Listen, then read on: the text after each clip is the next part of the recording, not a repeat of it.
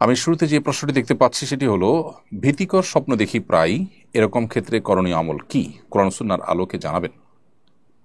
স্বপ্নে যদি আমরা এমন কিছু দেখি যেটা দেখে আমরা ভড়কে যাই, বা যেটা দেখে আমরা দুশ্চিন্তাগ্রস্ত হয়ে পড়ি, কিংবা আমরা কিছুটা পেরেশান এবং অস্থির হয়ে পড়ি, তাহলে সেক্ষেত্রে আমাদের করণীয় কি? এ প্রসঙ্গে সহিহ মুসলিম বর্ণিত হাদিস, যেটি আবু কাতাদা রাদিয়াল্লাহু তাআলা আনহু বর্ণনা করেছেন নবী সাল্লাল্লাহু আলাইহি ওয়াসাল্লাম থেকে, সেখানে আমরা সুনির্দিষ্ট নির্দেশনা পাই। তিনি বলেছেন, আর রুইয়া সালিহা মিনাল্লাহি ওয়া রুইয়া সু মিনাশ শাইতান। ভালো স্বপ্ন আল্লাহর তরফ থেকে হয়, আর খারাপ স্বপ্ন শয়তানের তরফ থেকে হয়ে থাকে। যে স্বপ্ন দেখার পর আপনার মধ্যে ভালো লাগা কাজ করবে, আপনার মধ্যে উৎফুল্ল ভাব আসবে, আপনি সুস্পষ্ট কোনো ইঙ্গিত অনুভব করবেন, ভালো কোনো ইঙ্গিত অনুভব করবেন, সাধারণত সেটি আল্লাহর তরফ থেকে দেখানো হয়েছে বা আল্লাহ দেখিয়েছেন, সেরকম সুধারণা করা যায় বা সেরকম আলামত এখান থেকে বোঝা যায়। আর যে স্বপ্ন দেখার পর আপনার অস্বস্তি কাজ করে, ভীতি কাজ করে, ভড়কে যান, এগুলো সাধারণত শয়তান দেখায় মানুষকে। তো নবী সাল্লাল্লাহু আলাইহি ওয়াসাল্লাম সম্পর্কে বলেছেন, ফামান রুইয়া ফাকারি হামিন হাসাইয়া। যদি কেউ এমন কোনো স্বপ্ন দেখে যেটা আসলে তার কাছে ভালো লাগেনি, অর্থাৎ যেখান থেকে সে ভালো কোনো ইঙ্গিত পাচ্ছে না, এরকম কোনো স্বপ্ন যদি সে দেখে, তাহলে কি করবে? নবী সাল্লাল্লাহু আলাইহি ওয়াসাল্লাম বলেছেন যে ফালিয়ানফুস আন ইয়াসারিহি, তাহলে সে বাম দিকে তিনবার বাম দিকে যেন প্রতীকী থুতু ফেলে। যেখানে শুয়ের আগায় যে পরিমাণ পানি থাকে সেরকম থুতুর কণা নির্গত হবে। এবং ওয়ালিয়াত আউয়াজ মিনাশ শাইতান, এবং শয়তান থেকে আল্লাহর কাছে পানা চাবে, অর্থাৎ আউযু বিল্লাহি মিনাশ শাইতানির রাজিম পড়বে। এই দুটি কাজ যদি করেন, নবী সাল্লাল্লাহু আলাইহি ওয়াসাল্লাম বলেছেন, লা তাদুররু, সেই স্বপ্ন যেখানে কোনো খারাপ ইন্ডিকেশন আছে সেটা তার কোনো ক্ষতি করবে না, তাকে আল্লাহ তাআলা হেফাজত করবেন। এবং আরেকটি নির্দেশনা নবী সাল্লাল্লাহু আলাইহি ওয়াসাল্লাম দিয়েছেন, তা হলো ওয়ালা ইয়াখবিরু বিহা আহাদা, এবং কাউকে সংবাদের খবর দিবে না। এর পাশাপাশি নবী সাল্লাল্লাহু আলাইহি ওয়াসাল্লাম বলেছেন, ফাইন রাআ রুইয়া হাসানাহ, যদি ভালো স্বপ্ন কেউ দেখে, তাহলে সেক্ষেত্রে সে সেখান থেকে যেন সুসংবাদ গ্রহণ করে, এবং সেটা নিজের খুব কাছের লোকজন ছাড়া বাকিদেরকে যেন না বলে।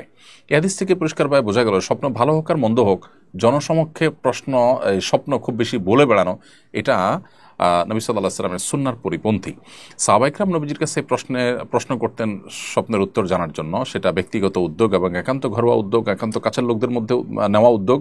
আর এর বাইরে কোরআন এবং সুন্নাহতে যে সমস্ত স্বপ্নের কথা আল্লাহ তাআলা উল্লেখ করেছেন, সেটা আমাদের শিক্ষা গ্রহণ করবার জন্য। এছাড়া মানুষের নিজের দেখা স্বপ্নকে পাবলিক প্লেসে বলে বেড়ানো, এইটা বিশেষ করে আপনার ভালো হোক মন্দ হোক, এই স্বপ্নগুলোকে সবার কাছে বলে বেড়ানো, এটা এই হাদিসের আলোকে বোঝা যায় যে সুন্নাহর পরিপন্থী।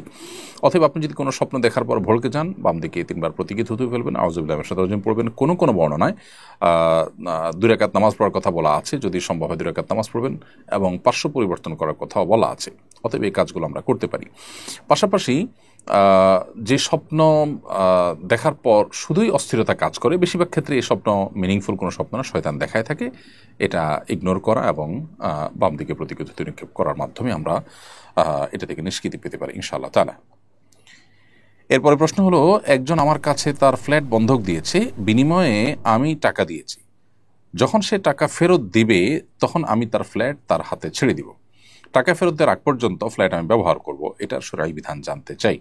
প্রিয় দর্শক, এটি সুস্পষ্টভাবে সুদের অন্তর্ভুক্ত হবে। ইব্রাহিম নাখাই রাহিমাহুল্লাহর একটি বক্তব্য রয়েছে এক্ষেত্রে, যেটা ইবনে আবি শাইবাতে, মুসান্নাফ ইবনে আবি শাইবাতে বর্ণিত হয়েছে। সেটা হলো, কুল্লু কারদিন জাররা মানফাআতান ফাহুয়া রিবা, যে ঋণ এর বিপরীতে আপনি লাভ গ্রহণ করবেন, সেটা রিবার অন্তর্ভুক্ত হবে। অতএব এই মূলনীতির আলোকে আপনি যেহেতু তাকে টাকা দিয়েছেন এবং তার ফ্ল্যাটটাকে বন্ধক রেখেছেন, এর ফলশ্রুতিতে আপনি যে বন্ধকি সম্পদ যেটা ভোগ করছেন, এটা আপনার জন্য নাজায়েজ হবে এবং গুনাহ হবে।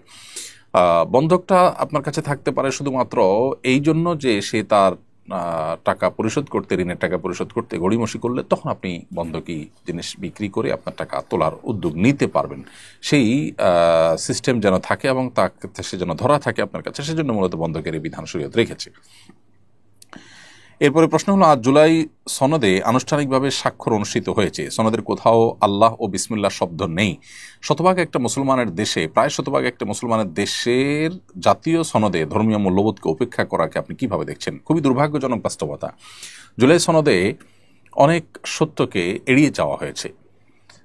জুলাই আন্দোলনের পেছনে মাদ্রাসার ছাত্রদের ভূমিকা, ধার্মিকদের ভূমিকা, ইউনিভার্সিটিতে বিশেষ করে আল্লাহতে বিশ্বাসী, আখিরাতে বিশ্বাসী মানুষদের ভূমিকা, ধর্মীয় মূল্যবোধের বিশেষ ভূমিকা, আল্লাহর জন্য প্রাণ দেওয়ার যে প্রেরণা, এগুলোর যে ভূমিকা ছিল সেটি দিনের আলোর মতো পরিষ্কার এবং স্পষ্ট।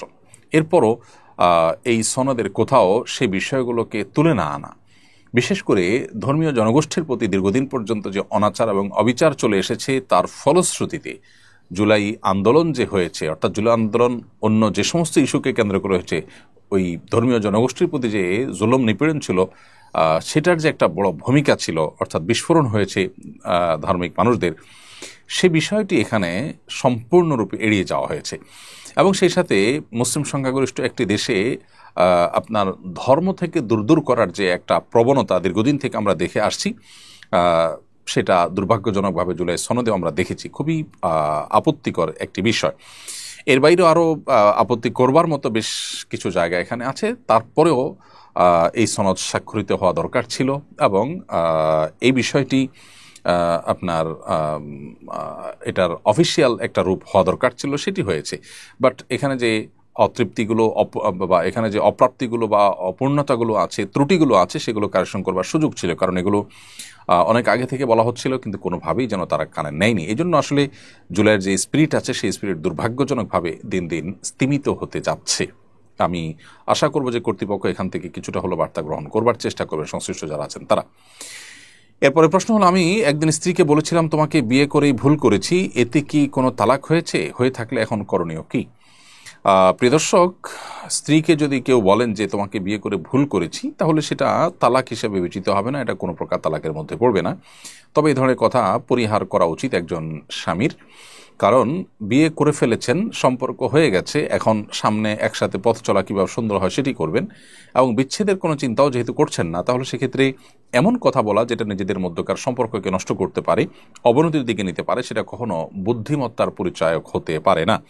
অতএব তোমাকে বিয়ে করে ভুল করেছি এই কথা বলে আপনি এখন আরেকটি ভুল করলেন, যে ভুলটা মাসুল হয়তো আপনাকে দিতে হবে দাম্পত্য কলহের মধ্য দিয়ে। এই জন্য এ ধরনের কথা স্বামী স্ত্রী পরস্পরকে কেউই কাউকে বলা উচিত নয়। আমি নমুসলিমা, হিন্দু থাকতে আমার হিন্দু ছেলের সাথে বিয়ে হয় এবং দুজন সন্তানও হয়। সে স্বামী মারা গেলে আমরা সপরিবারে মুসলমান হই এবং প্রথমজন মুসলমানের আমার সাথে বিয়ে হয়, একজন মুসলমানের আমার সাথে বিয়ে হয়। আমরা আমাদের সকলের নাম পরিবর্তন করি। তো বাচ্চারা পূর্বের হিন্দু পরিচয় থেকে বের করে আনার জন্য তাদের মৃত হিন্দু পিতার নামের পরিবর্তে আমি আমার বর্তমান মুসলিম স্বামীর নাম দিয়ে এনআইডি বানিয়েছি। এটা কতটুকু শরীয়ত সম্মত হয়েছে? প্রিয় দর্শক, আপনার প্রশ্ন উত্তর হলো যে এটি একেবারেই শরীয়ত সম্মত হয়নি, এটি একটি ভুল কাজ হয়েছে। কারণ মানুষের পিতৃ পরিচয় এটা কোনোভাবে আসলে পরিবর্তনযোগ্য নয়। কেউ যখন কোনো বাবার ঘরে জন্মগ্রহণ করেন, তখন এই বাবা যিনি তার জন্মদাতা, তার সঙ্গে তিনি পরিচিত থাকবেন চিরকালের জন্য, এবং এই পরিচিত থাকাটা তার জন্য কোনো দোষের বিষয় নয়।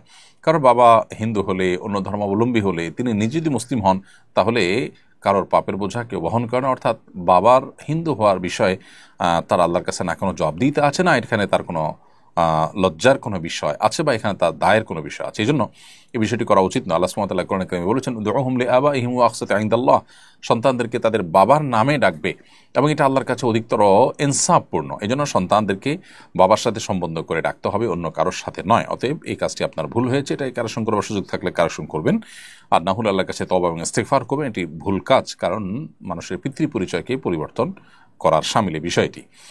বহু সাহাবা একরাম ছিলেন যাদের বাবা মারা কাফের ছিলেন, অমুসলিম ছিলেন, মুশরিক ছিলেন, কিন্তু তারা তাদের সেই কাফের পিতার পরিচয়ে তারা পরিচিত ছিলেন, অমুকের ছেলে অমুক হিসাবেই তাদেরকে বলা হতো।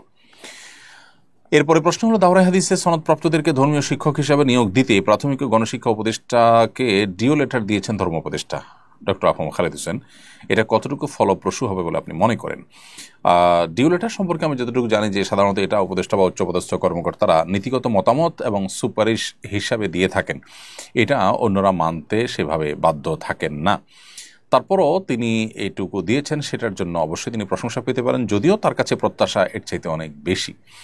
তারপরে তিনি যেটুকু করেছেন সেটুকুর জন্য অবশ্যই তিনি ধন্যবাদ পেতেই পারেন, এবং সন্দেহাতীত একটি ভালো উদ্যোগ, এবং এইটাকে আমলে নেওয়া হোক সেটা আমাদের সবার প্রাণের দাবি। কারণ আমাদের শিক্ষা প্রতিষ্ঠানগুলোতে আমাদের কোমলমতি শিশুরা যেন নৈতিক শিক্ষা পায়, নৈতিক দীক্ষা পায়, সেই জন্য উদ্যোগ গ্রহণ করা দরকার। এখানে শুধুমাত্র কয়মাসা শিক্ষার্থীদের নিয়োগের ইস্যুই নয়, বরং ধর্মীয় শিক্ষক নিয়োগ দেওয়া প্রাথমিকে এটা সময়ের সবচেয়ে প্রয়োজনীয় কাজগুলোর মধ্যে থেকে একটি। কারণ আপনি ক্লাস 3 থেকে ক্লাস 5 পর্যন্ত প্রাথমিকে এই 3 ক্লাসে ধর্মশিক্ষার বই রেখেছেন, পরীক্ষা হয়, সাবজেক্ট আছে, অথচ ধর্ম শিক্ষা দেবার লোক নেই, এর চাইতে দুর্ভাগ্যজনক বিষয় আর কি হতে পারে।